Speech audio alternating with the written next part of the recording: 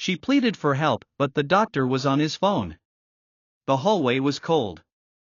The fluorescent lights above flickered slightly, humming a dull tune that filled the silence between shallow breaths. 26-year-old Halima lay on a hospital bed, her face pale, her lips trembling. It wasn't supposed to be like this.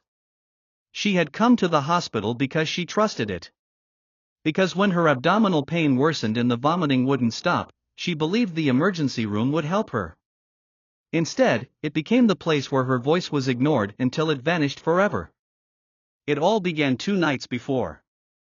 Halima had just finished dinner with her younger sister.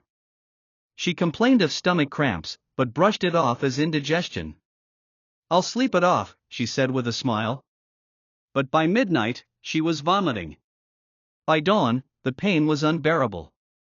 And by the next afternoon, she couldn't even stand up straight.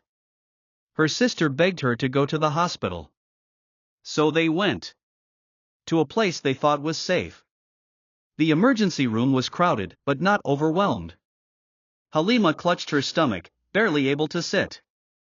She was triaged and given a number. Hours passed. Her cries for help grew louder, more desperate. Her blood pressure began to drop. Her skin felt clammy. A nurse walked by, offered her water, and promised the doctor will be with you soon. But soon never came. When Halima's name was finally called, she was wheeled into a consultation room. The doctor barely looked up. He was scrolling through his phone. Not a medical chart. Not a patient file. His personal phone. Halima's sister stood beside her, visibly upset. "Please," she said. "She's in so much pain. Her abdomen is hard, and she hasn't eaten in 2 days." Still, the doctor didn't respond. He waved a hand without looking up.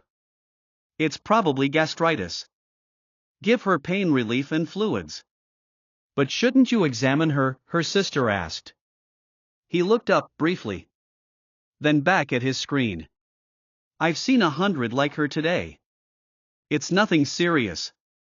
They begged for a scan. Begged for blood work. Begged for anything more than a dismissive guess. But they were sent back to the general ward. No urgency. No investigation. 2 hours later, Halima began to seize. Her breathing became rapid. Her eyes rolled back. Nurses rushed in, now they were running, now they were shouting. Now it was urgent. But it was already too late. The CT scan, finally ordered in panic, revealed a ruptured appendix, with widespread peritonitis. Infection had spread throughout her abdomen. Emergency surgery was performed, but her body was already in septic shock.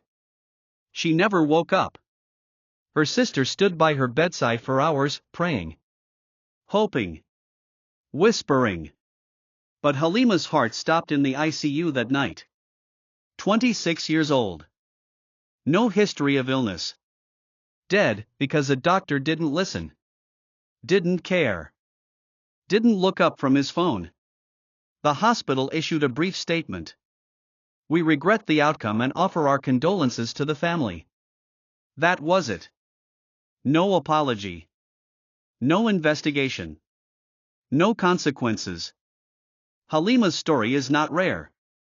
Every day, around the world, patients, especially women, especially young people, especially those who don't look sick, are dismissed. Brushed off.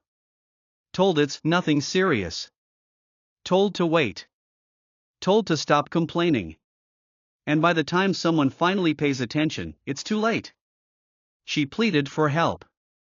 But the doctor was on his phone. And now, she's gone.